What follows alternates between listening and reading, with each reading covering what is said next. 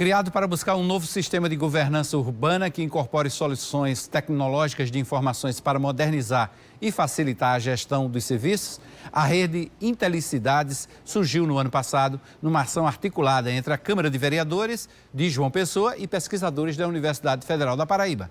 Esse é o tema da entrevista de hoje com os especialistas.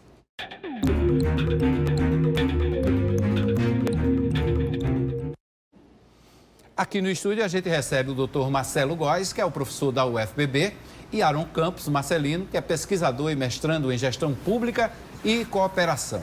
Boa tarde aos dois, sejam bem-vindos ao Correio Debate. Boa tarde, Aron. Boa tarde. Boa tarde aos telespectadores também. Bom, Aron, o que exatamente significa esse projeto?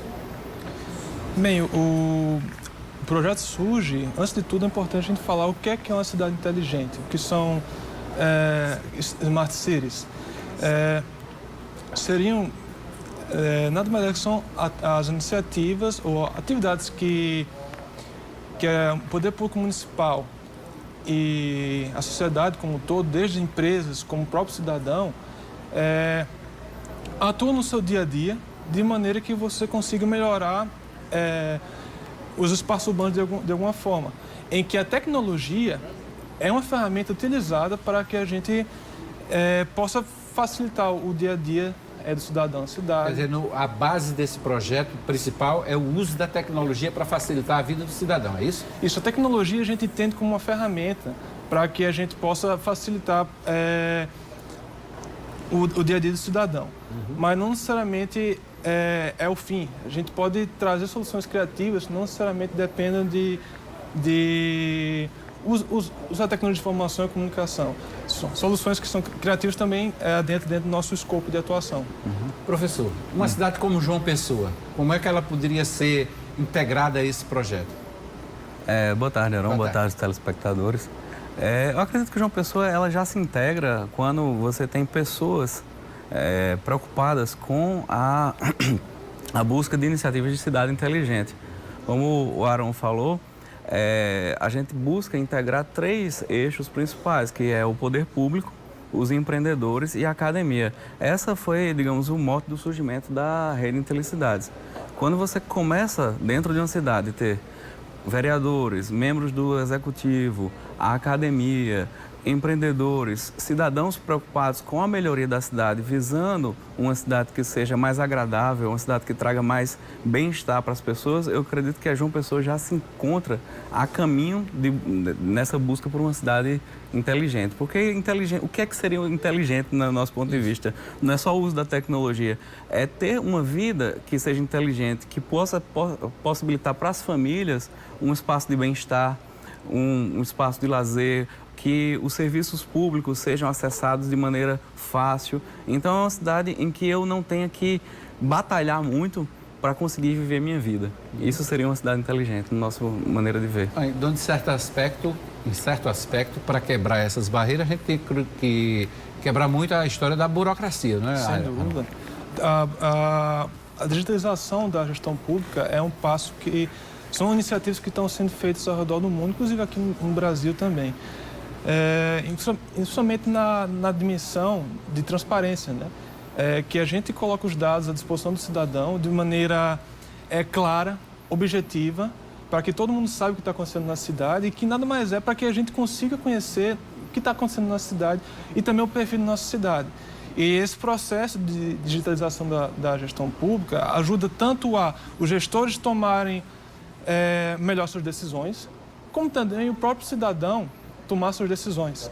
Por exemplo, aqui a CEMOB, ela desenvolveu um aplicativo, que é o Jampa Bus, que é interessante que o usuário, o cidadão, ele pode ver qual a parada mais próxima e consegue ter uma estimativa do tempo que vai chegar o ônibus na parada. Isso já ajuda no processo de tomada de decisão do cidadão, no sentido de que ele possa se organizar melhor, para saber de que horas ele pode estar na parada.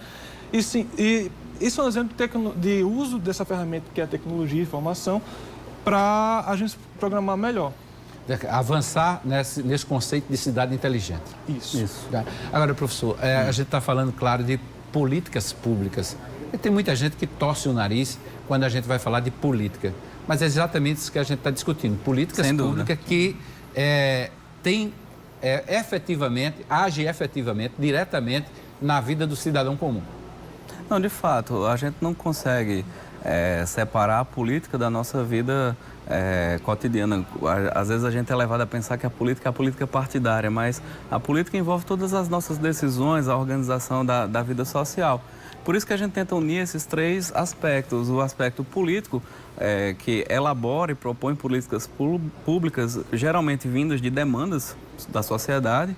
Nós, dentro da universidade, a gente vai buscar criar projetos que sejam adequados ou até mesmo que se afinem com essa política e, de certo modo, a gente vai até influenciar na geração dessas políticas públicas que sejam adequadas até para financiar essas pesquisas. E essas pesquisas, elas não podem morrer na academia.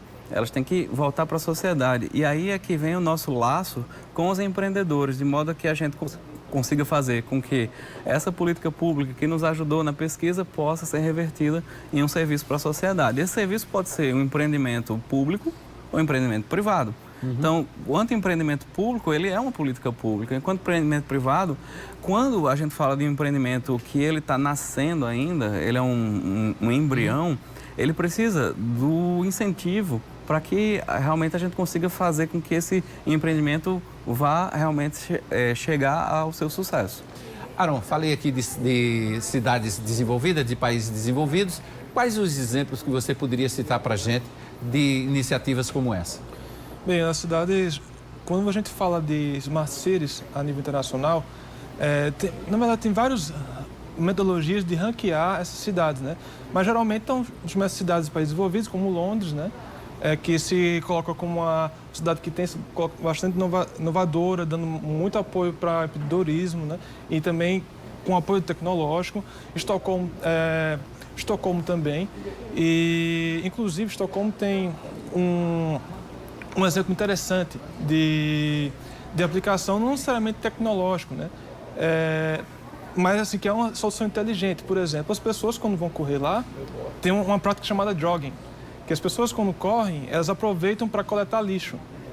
E eu sempre me peguei, poxa, por que não fazer isso, por exemplo, na Praia do Cabo Branco, Tambaú? Isso é uma solução, não necessariamente precisa de tecnologia, é uma solução saudável para o próprio ser humano, e a gente aproveita e torna a cidade mais limpa, né? E assim, tem essas soluções que vêm de fora que a gente pode procurar adaptar, que é sempre importante a gente fazer um estudo para ver a viabilidade da adaptação aqui no município, né? E a gente também tem exemplos que são aqui na América Latina, por exemplo.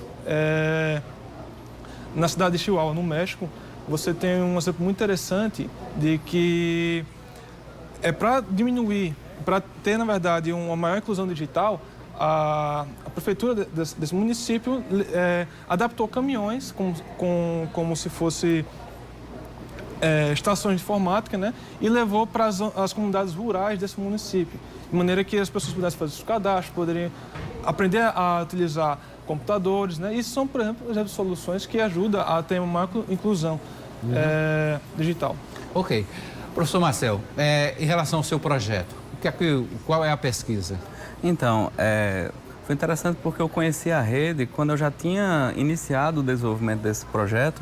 Ele é um projeto que foca em uma das áreas que eu gosto de atuar. Eu trabalho em 3 linhas principais, que é o desenvolvimento de produtos para pessoas com deficiência, o projeto de produtos para mobilidade urbana e o projeto de produtos para gestão de resíduos sólidos. Então, quando eu conheci a rede, foi interessante porque a rede me colocou em contato com o poder público, com as empresas do transporte urbano, e eu pude apresentar nosso projeto, que era da parada de ônibus inteligente. O que é que consiste essa parada? É uma estação de ônibus em que vão ter lá todas as informações de linhas que são servidas, mapas, todas as paradas elas vão ser nomeadas, né? Então, a cada momento que o passageiro quiser parar numa parada, ele sabe o nome daquela parada e, principalmente, ela tem uma adaptação para pessoas com deficiência visual, pessoas com cegueira. Então, a ideia é que a gente identificou o problema. As pessoas com cegueira não conseguem ver o ônibus, nem escolher ou pedir parada. Então, seria um dispositivo na parada de ônibus em que ele vai escolher por meio do braille qual é o ônibus que ele quer, ele solicita a parada por meio de um botão e aquela informação ela chega para o motorista que tem alguém pedindo parada. Uma das coisas interessantes também dessa solução é que pode ser utilizada por todos nós. Nós também podemos utilizar e solicitar a parada por meio desse dispositivo. Ok.